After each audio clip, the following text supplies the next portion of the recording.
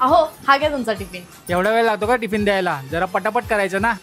अरे तुला एवढीच घाई होती मग तुझा डबा तू बनवायचा ना. पुरुष काय स्वयंपाकघरात काम नाही करत का? अहो ऐका ना, मम्मी ना आज मला घरी बोलवत होती, तर मी मम्मीकडे जाऊ का? काय गरज नाही कुठे जायची, एकदा गेलीस की तिथेच थांबतेस. काय गरज नाही जायची म्हणजे? तिने काय फक्त घरातच बसायचं आणि तू काय त्याचं ऐकत बसलेस? मी सांगते ना जा जा तू. अहो हे काय, तुम्हाला घरी यायला इतका उशीर झाला? मी तुम्हाला फोन करत होते, तुम्ही फोन पण नाही उचलत माझा.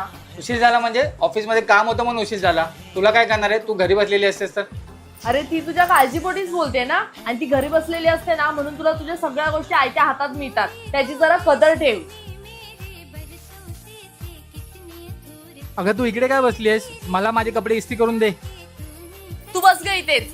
सकाळपासून ती काम करते, आता आम्हाला दोघींना गप्पा मारू दे ना. तुझे काय कपडे असतील ना ते तू इस्त्री करून घे.